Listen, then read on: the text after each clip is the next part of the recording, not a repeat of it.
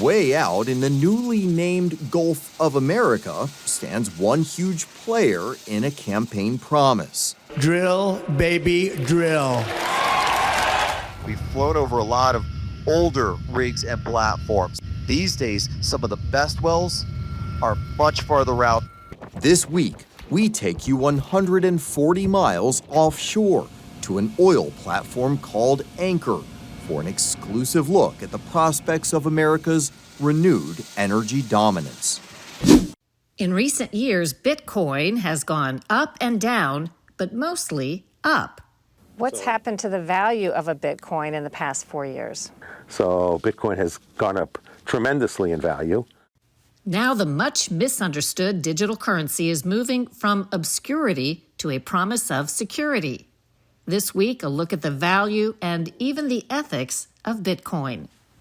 Patients and medicine are both struggling to battle Lyme disease. The problem may not be the ticks, but the murky past of their use in warfare. After World War II, our military people interviewed the Germans and the Japanese, and they found out, well, geez, they were weaponizing fleas, ticks, mosquitoes, flies. To try to spread diseases? Yeah, as a stealth weapon. After a COVID leak from a biolab, what else do we not know about diseases in our midst?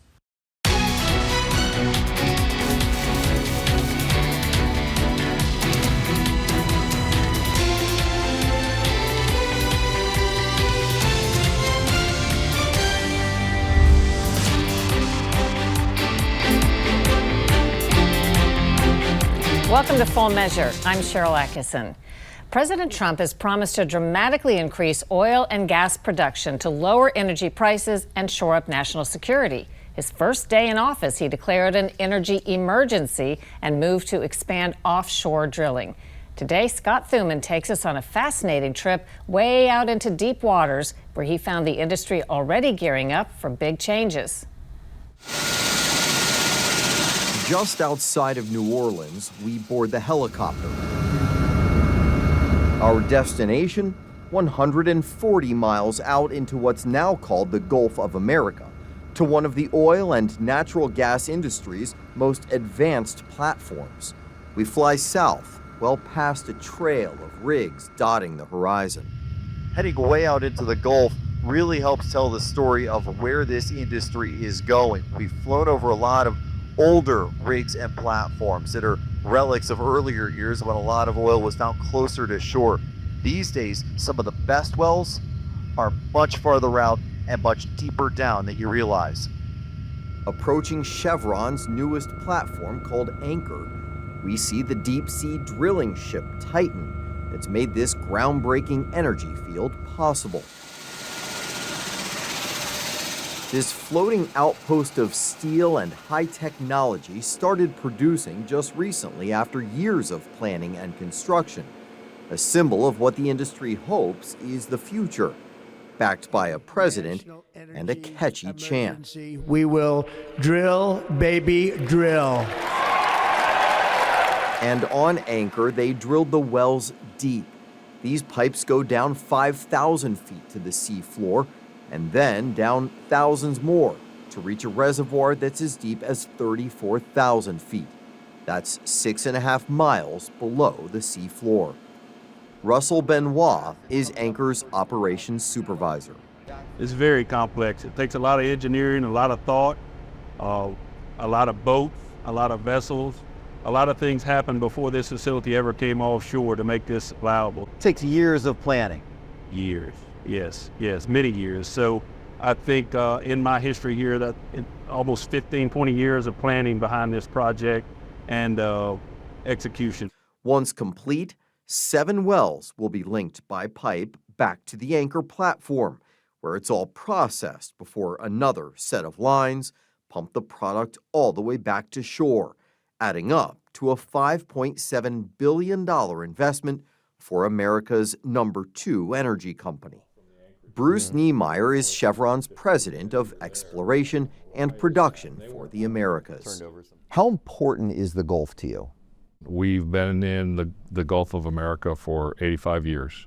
We're continuing to invest today. We are increasing production 50% between last year and what we will see next year. That's a huge number. It is a big number. It reflects the potential and the opportunity that is there. It is there for our company and, by extension, there for the industry and for the nation. That potential and opportunity, something President Trump plans to tap. He says he wants the U.S. to be energy dominant. In the first few days in office, he declared an energy emergency to allow his administration to take fast action to increase production, open more areas for drilling, and ramp up liquid natural gas exports. From a President Biden to a President Trump, do you see a big difference coming? Well, I would just point to actions. Under President Biden, in his first month in office, he issued an executive order that paused leasing of oil and gas on federal lands. In his last month, he withdrew 625 million acres of federal land from consideration in oil and gas leasing. Those things are challenging for an industry that is attempting to provide affordable and reliable energy.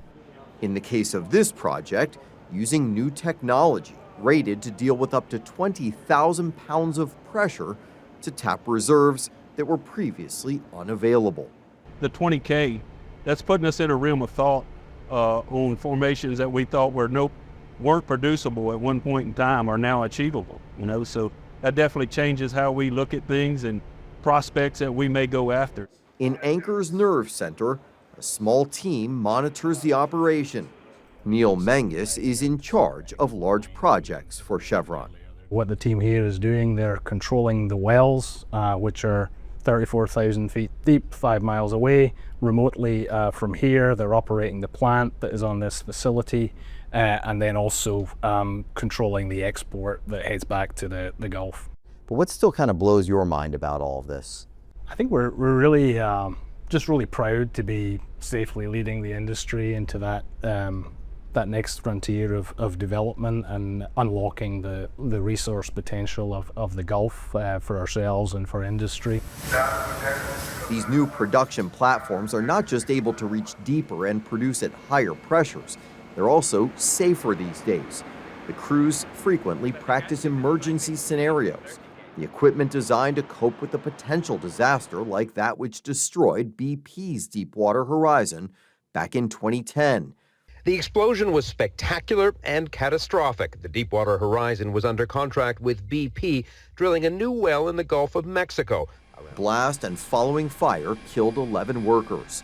For 87 days, oil gushed from the well, over 134 million gallons, causing widespread damage to the Gulf ecology and a lasting argument for those against offshore drilling. Today, there are thousands of wells in the Gulf, accounting for 14% of our oil and 5% of our natural gas production. Texas is the biggest producing state, but there are nearly 1 million wells across the country, from California to New York, all helping to make the U.S. the biggest oil producer for the last 7 years. I noticed earlier you said the Gulf of America. Is that a nod to President Trump? Well, so we follow the naming convention of whatever regulatory organization defines that. Our leaseholds in the Gulf are all federal leasehold. Trump wants to increase the number of offshore federal leases, repealing Biden's restrictions on the Arctic and Pacific. Ultimately, it'll be independent energy companies, though, not the government, to determine if the billions in investments out here to bring down prices back on land is a worthy trade-off. The president betting they will. 140 miles out, 34,000 feet deep. Those are crazy numbers to a lot of people. It's crazy numbers to me sometimes too. So it's very exciting and challenging and overwhelming, and it's not something you do on your own. There's a lot of smart people that help this process get to where it's at right there. Prices went down in the first Trump term. Do you think increasing production now is going to do that again? Well, it'll certainly help, but there is a balance between the price of oil and the willingness of oil companies to produce more. The lower the prices, the less incentive there is for them to drill new wells. But the industry is happy, right? For the most part, yes. Very optimistic, especially about what they call a leveling of the playing field. They're talking about those taxpayer-funded incentives that in the past had been directed more at the solar and wind side of the industry. They think that's changing. All right, thanks, Scott. Great story. Ahead on Full Measure, going big on Bitcoin.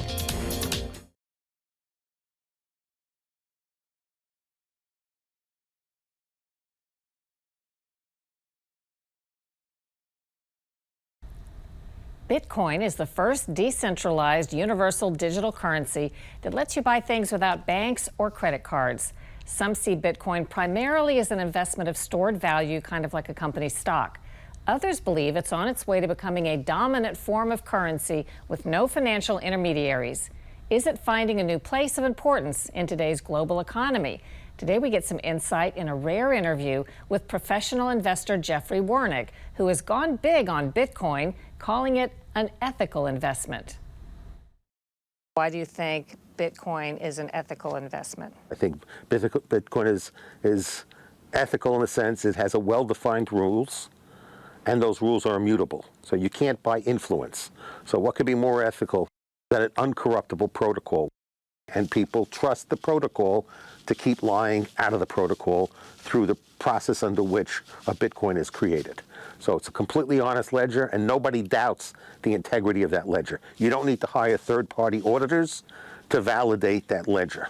So what's more ethical than something that you have a store that people can exchange value without having to ask permission, doing a transaction on a mutual voluntary basis that can't be censored, there's no lying involved, the transaction's recorded real time, the whole world can observe the transaction without knowing the identity of the parties engaging in the transaction. So what could be more ethical than two mutually consenting parties agreeing to do a transaction and leaving a public record of that transaction, and knowing that public record is an honest, truthful recognition of that transaction.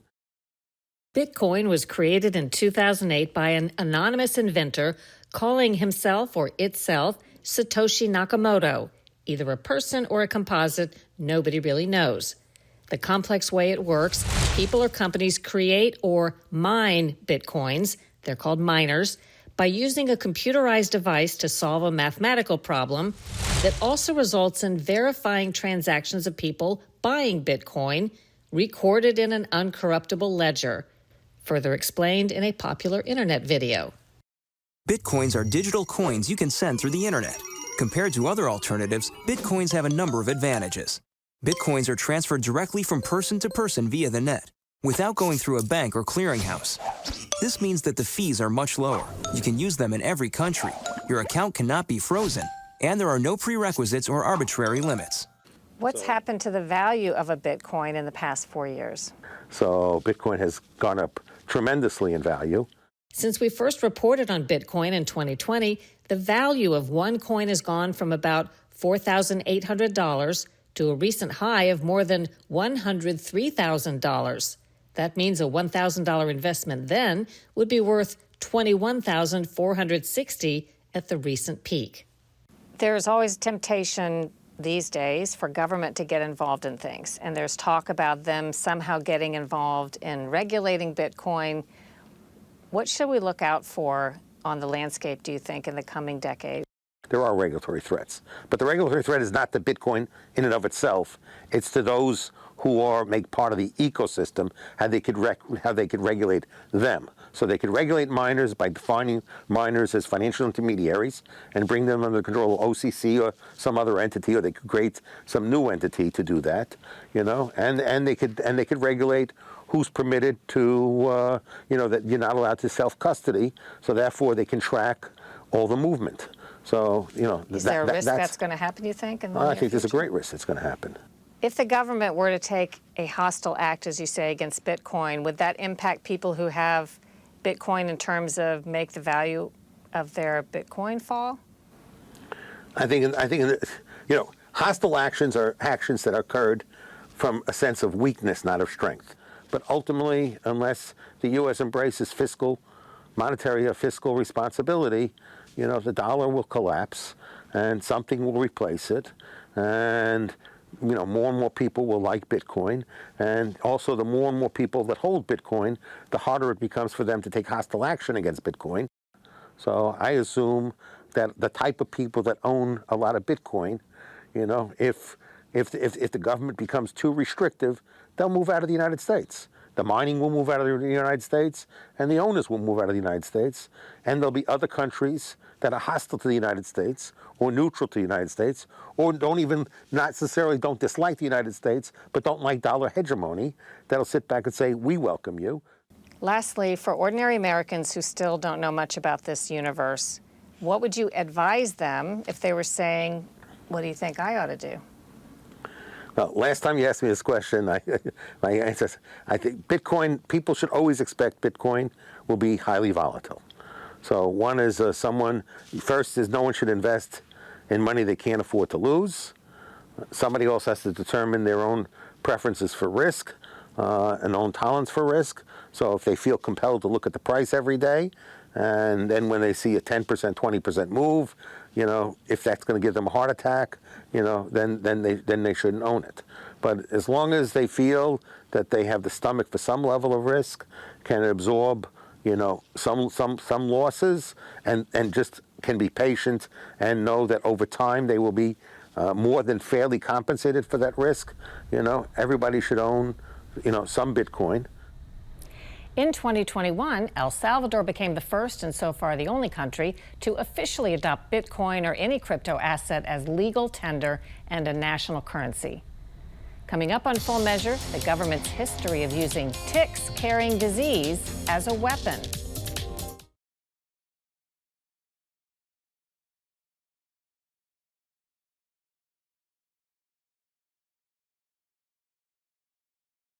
There's an epidemic of tick-transmitted Lyme disease, with some estimates putting the number of people diagnosed and treated in the U.S. at 476,000 people a year, according to the CDC. But there's ongoing controversy, with many saying the medical establishment too often refuses to recognize the illness. When science writer Chris Newby got deathly ill after a tick bite, her research led her to uncover shocking facts about America's history of weaponizing parasites. I used to do ballet. She just went downhill very fast. I went from being a gifted athlete to there's times like it's hard to put a shirt on. It just doesn't seem possible that this poppy seed sized thing is going to make you bedridden, possibly for the rest of your life. This is a story of the history of the tick weaponization program in the U.S. and the government's involvement in that and the cover-up and how it's related to Lyme disease. Can you summarize what you discovered about the U.S. government's work? Were they using ticks somehow in their research?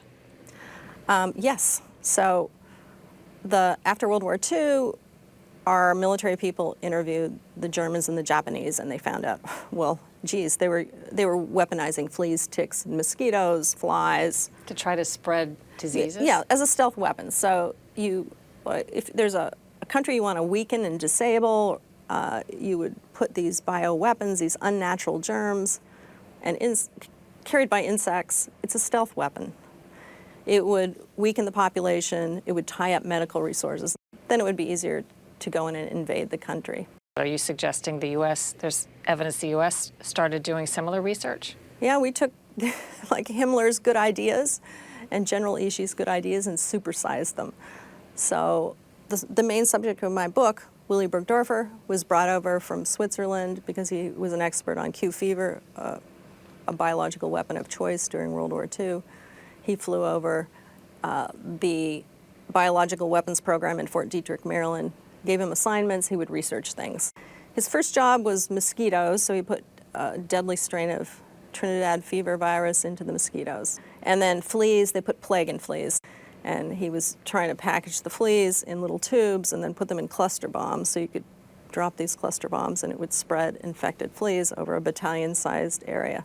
And then ticks. So his specialty in Switzerland were soft ticks from Africa and relapsing fever bacterium. It's related to the Lyme spirochete. And so he would take ticks and inject them with mixes of bacteria and virus, put them on little animals, and the goal was to create virulent strains that nature had never seen before. So then those ticks could be weaponized and dropped on our enemies.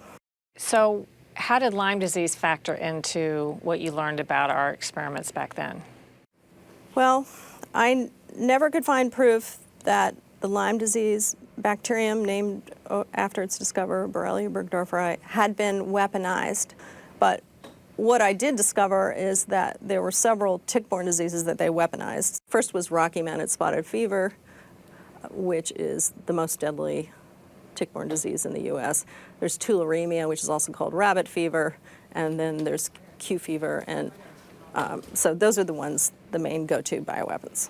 What do you think you learned, taught us, or if anything, about what happened with COVID? Are there any parallels or lessons when you look at the two? Yeah, I think there are a lot of parallels. I often say that the Lyme disease outbreak is a prequel to what happened with COVID. So you have people messing with nature, engineering their genomes, and first of all, there was not really good oversight. A lot of these programs, for example, I found someone who said he dropped infected ticks on Cuba in 1962 to try to destroy Cuba's sugar crop. So those are all dark budgets. Dark budgets need to know very little is in writing. So we need more transparency. Shine the light on what happened with COVID, what happened with Lyme disease. There's Lyme disease everywhere. It's more prevalent than AIDS. How many more people are going to suffer before the truth comes out? As citizens, we ought to be astonished and alarmed. The major medical journals have published that chronic Lyme disease is not real and it's a psychosomatic condition. Newbie says if you can find a tick that bit you, you can save it in a plastic baggie with a damp paper towel, send it to a lab that will test it for everything, not just Lyme. She adds that early treatment with antibiotics can be a lifesaver for numerous tick pathogens that could make you very sick. After a break, what's ahead next week on Full Measure?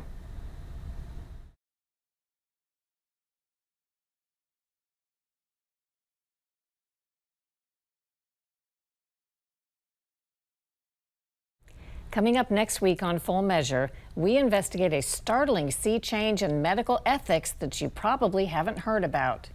What you're doing when you say, I think that the risk of what I'm going to do to your body is so minimal that you have no say over it because I want to make more money at the market or get my product to market faster, is you're commoditizing that risk.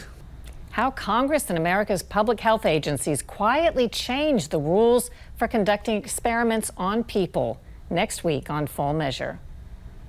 Until next time, we'll be searching for more stories that hold powers accountable. Thanks for watching.